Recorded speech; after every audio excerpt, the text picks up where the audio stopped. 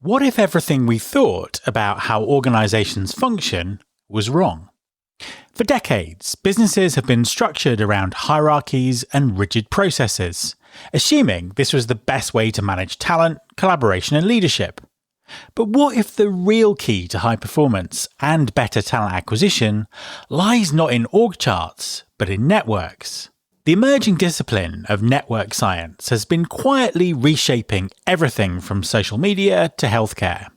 So what happens when we apply it to how we work, lead, and hire? Support for this podcast comes from Workable. Workable is the all-in-one hiring platform that empowers companies of all sizes to attract, evaluate, and hire top talent effortlessly. Trusted by over 30,000 companies worldwide, Workable has facilitated over 1.5 million hires, streamlining recruitment with powerful automation and AI-driven insights. Hire smarter, faster, and with confidence. Learn more at workable.com. There's been more of scientific discovery, more of technical advancement and material progress in your lifetime and mine than in all the ages of history.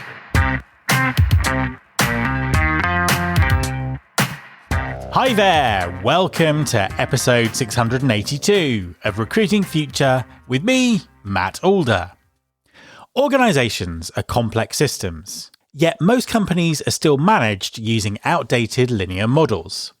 What if network science, a discipline that's revolutionized everything from the internet to disease control, could also transform the way we think about leadership, collaboration, and hiring?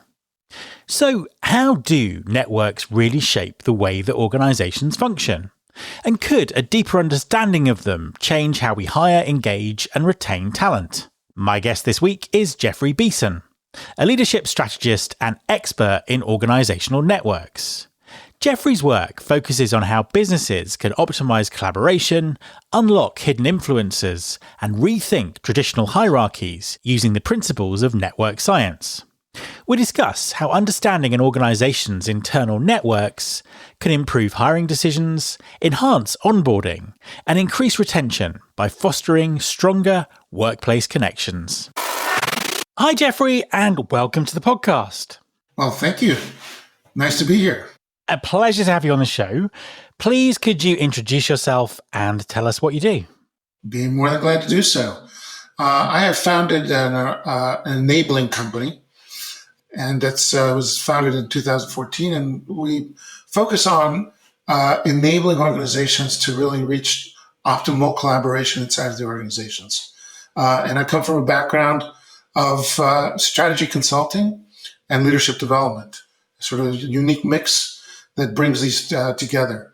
And what I've done in the last few years is really focus on how networks can really affect the performance of an organization. Cool. Definitely something to dive into and find out more about. So tell us a little bit about a bit more about what your organization does, and then tell us what you mean by networks. Be happy to do so. So our organization works with other businesses and organizations. And what we do is we help them to understand how collaboration works, how instructions have their organization, and how it can be optimized. And we use all sorts of different kinds of tools to do that. For instance, network analysis to look at how people are connected inside an organization, and various instruments to enhance and improve those networks. So that's what we do. And it has a broad range of applications, from talent management to innovation. Talk to us a little bit about network science. What is it and how did it originate? Okay, so network science is a new science. It actually was only recognized as an official science in 2005. And even though it goes much, much further back, it only really came into its own as computational power became available. And it's really beginning to transform our world in the short period that it's been in existence, which is less than 20 years. It is a science that takes a look at how things are connected with each other. And it turns out that, networks are just about everywhere. They're in the telecommunication systems that we use every day. They're part of our brain, all the neurons that are connected together and help us to function. They're in the way that we fight pandemics. And the network science was instrumental in dealing with corona in recent times. And so it has had tremendous impact on our view of on how things function in society. And networks are we need to define that because when we think of networks, I think most people will think of their social media accounts, which are of course a network, but it's a much broader definition. Networks are composed of three things. There are agents in a network, whether that be a technical network or a human network. And those agents, of course, in a human network are people. Then there are links between the agents inside of a network, and those are the way that people are connected in a human network. So email or a platform like Facebook or whatever would be one of those links mechanisms. And then, of course, there's the content that travels through the connections, and that's information. But interesting enough, in human networks, we also need to be talking about things that are intangible, such as emotions or such things as behaviors that can be copied across a network. And so that's the basic definition of what a network is. You mentioned there that it's a new science. It's been around 20 years or so. Has the development of social media networks sort of given it a huge kind of data set to work for? Is the kind of rise of network science, linked to the rise of social media and the way that we're interconnected and sort of sharing information between each other? Well, actually, it's the rise of network science came with the rise of the internet, even before we had social media accounts, and trying to understand what the network or the internet network was all about. And that's what gave rise to the first real research studies. But having said that, social media accounts have had, it's an area where network science has absolutely thrived. And, we could go into the arcane ideas of algorithms, which are based on network science, and how a post that you will do in a social media will actually be seen by others and what you see on your screen. But these are all, network science is affecting our everyday lives all the time as a result of how some of these social platforms actually function.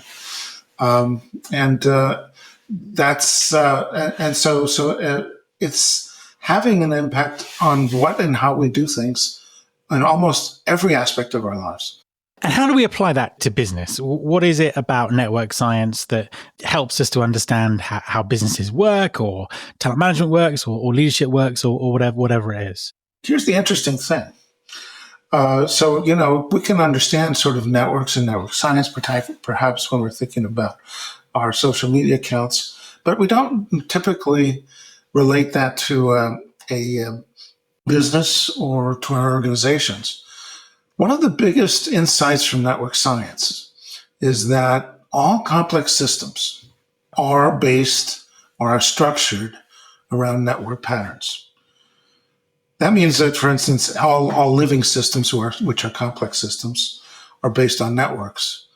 And by the way, organizations are complex systems, and therefore they're also based on network structures. It's an interesting insight because the other big insight from network science is that all networks follow certain principles. There's certain laws of networks and how they interact with each other. And so if we understand the organizations that we work for as networks, and we understand the laws of networks, that actually is a bit of a tiny revolution, or maybe a big revolution, in how we see leadership and how we see how people are actually acting and inside of an organization, and what makes an organization particularly a high performance organization. That is really interesting. Give us an example of, some of the laws of networks and what that looks like on a kind of a business level. Okay, well, we can start on all sorts of different levels, but the one that I kind of like the best as an illustration is what I call the law, or what is called, I don't call it, it's called the law of 3 degrees of influence. And what that means is that you can be influenced by people you've never met. And it's a sort of indirect. The way it works is that when you talk to somebody, you can have an influence on them in the way that you argue and what you talk about. However, it doesn't stop there. The person that you talk to then also talks to their connections and can influence them with thoughts that they might have gotten from you. And then that network of that person you talk to could influence their connections. That's the third degree, or the third degree of influence. And the research has shown that that's the way that ideas and behaviors ripple through human society and organizations. It stops there, and by the way, it doesn't really go much further than that. So that's sort of like your realm of influence that you have. And where this becomes really interesting for people inside of organizations is when you really want to transmit something, a real message through an organization, one of the things that you want to do is you want to find your best connected individuals. Because the best connected individuals are going to have the greatest influence. And as a matter of fact, in network science, they're called influencers. And if you can pinpoint who those influencers are, you can transmit not just information, but behaviors and emotions. Emotions travel extremely fast through networks throughout the organization. And so this is a real huge insight, for instance, for anyone who's doing a cultural transformation project. This is the fastest way of actually impacting the way an organization's culture is developed and how it spreads out into the rest of the organization. But that's true for anything you want to spread out in an organization. So if you have communication that's really important to make, top-down communication doesn't usually or isn't as effective as making sure that your influencers inside an organization have gotten the message. How do you know who your influencers are? How do you kind of map the networks out? Well, there's a whole science of network mapping. It's called organizational network analysis, and there are various practitioners now. This is some of the services that we provide in our organization, where we can then see how people are connected to each other. It's a pretty simple and not too exacting tool, because basically you just ask people to say who they're connected to and who influences them the most. And it can be anonymous if that's important to a company, but it still allows you to identify where those influences are, even if you don't know the names of them. You can find out, in what departments they might be. I find that transparency is the best policy, but then you have to share that information with people inside the organization, because that's information that's important, and it's part of the environment. And actually, by sharing that information, you can all of a sudden change the topography of the network. Very interesting. When people see how they're connected inside a network, they begin to realize how important it is, and things tend to shift as just by looking at the mapping. And do companies sort of look at that and rethink the structure of their organization based on sort of network science rather than the old hierarchical way of doing things? This is a fantastic way to, we talk about change management, and change management has typically been a sort of top-down, trying to convince everyone to move the particular issues through an organization. And we all know that most of those efforts are fairly futile and meet with a lot of resistance. But if you do it in a network-based kind of way, in which you get influencers on board and are able to leverage that facet, then you can change things much faster. But secondly, what happens is that by connecting people. And this is the amazing thing about network science, is that just a few connections, we always think of that change has to be a super huge effort, right? Well, in network science, basically tells us that the right connections, and it can be just a few, could change the entire way a system functions, because information begins to flow in a completely different way. And so being able to understand what the key points are is important. One of the metaphors I use to explain this is that leaders can be like acupuncturists. If they hit the needle in the right point, the energy flows through the body. And if the energy flows through the body, you get a healthy individual. And so that therefore, being able to connect different parts of the organization strategically becomes a super important capability of a leader. And what about from a talent acquisition kind of recruiting perspective? Is there anything that network science could do there, or any effect that it might have? Well, from a talent acquisition point of view, there are many things that actually are really important to take, but I actually like to proceed from a talent retention perspective first. And the reason for that is that talent retention is very clearly a connection issue. So the clear connection to network science is there.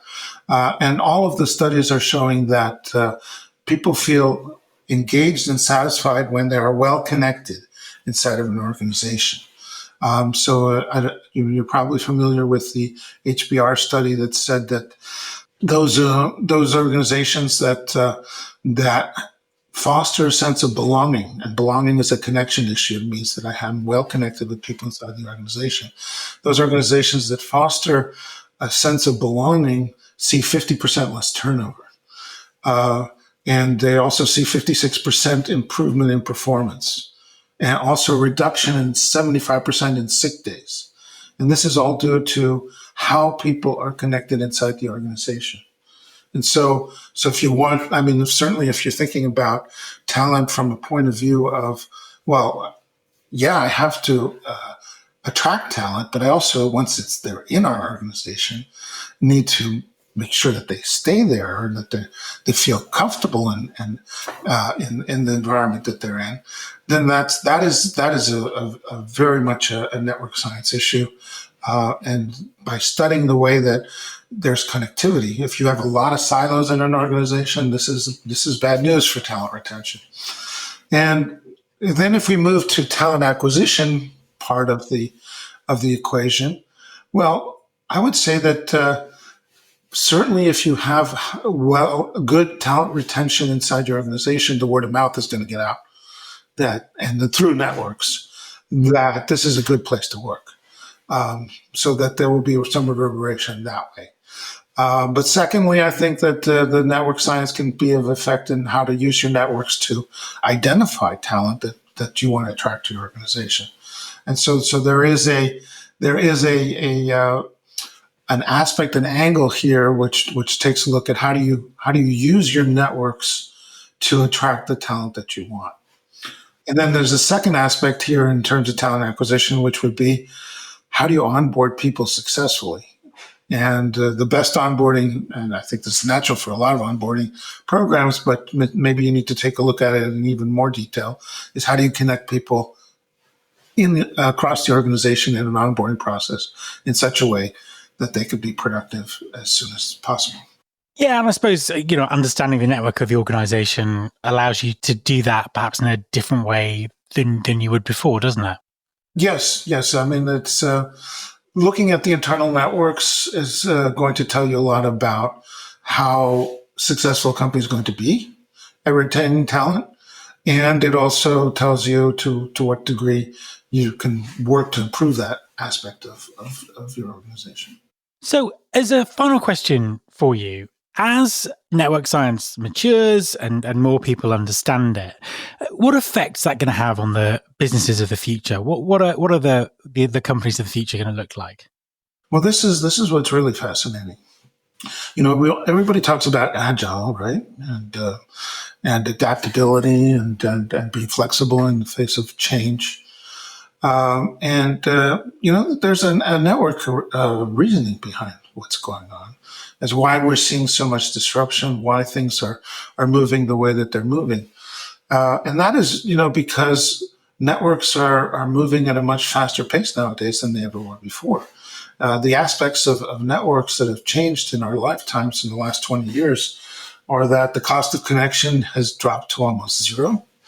Most of us can now have a video conference with almost any part of the world. And the flow of information through the networks that we have has exponentially exploded. Data of all types and sorts is flowing through networks in ways that never was imaginable even maybe 10 years ago. And so the reason that we've seen so much disruption, so much change in our world today is because the networks are functioning differently. And the only way we're going to get a handle on all of this change is by offering network solutions to network problems, which means we've already seen part of that. We're seeing agile methods that are growing. We're seeing platforms that are growing, ways of connecting people that were not imaginable previously. And you have to have network solutions to network problems. But the thing is if you extrapolate this and you take it to its natural conclusion, which is what we're going to experience over the next several years, is an acceleration of that effect. And our organizations need to accelerate in their response. And so what we're seeing, and it's already exists today. So I'm not telling you something theoretical about the future. I'm telling you and talking to you about things that exist already today. We have what we call, or what I call, network organizations. And network organizations have basically set themselves up to mimic networks and in the sense of not being the kind of structured hierarchical organizations that we're familiar with. And what I mean by that is that they set up small teams. The entire organization is set up in small teams, usually, about 10 people in these teams who are very autonomous. And these teams are interconnected with each other through contracts, but otherwise fairly autonomous. And they can shift and adapt very rapidly. One of the very interesting aspects of these organizations is that nobody has a title. In many cases, nobody has a boss, because things are shifting constantly, so that it doesn't make any sense to have titles, but your role changes with the environment that is changing around you. And it is all based on two aspects, two very interesting principles. Zero distance to the customer. You have immediate input from a customer, either an internal customer, a small team that gets services from or product from you, or an external customer. And the second principle, which is intentional interdependence. In other words, every one of these small teams depends on the other small teams to function. And that's what builds the cohesion. And when those two are in place, these types of organizations are so much more competitive than traditional hierarchical organizations. It's amazing. And I'll give you an example because it exists already, and it's an amazing example. General Electric appliances in the United States went according to these principles. They set themselves up this way. It's a traditional organization that makes washing machines and things like that. And in 5 years, they had 2,800 innovations. They have been growing at double digits in an industry that's, like a 2% growth. And they've catapulted themselves from fourth place in market share to first place in market share. This is the kind of competitiveness that's going to happen, and the companies that are moving in this direction are going to reap the benefits. Jeffrey, thank you very much for talking to me. My pleasure. My thanks to Jeffrey. You can follow this podcast on Apple Podcasts, on Spotify, or wherever you get your podcasts. You can find all the past episodes at recruitingfuture.com. On that site, you can also subscribe to our weekly newsletter, Recruiting Future Feast, and get the inside track on everything that's coming up on the show. Thanks very much for listening. I'll be back next time, and I hope you'll join me.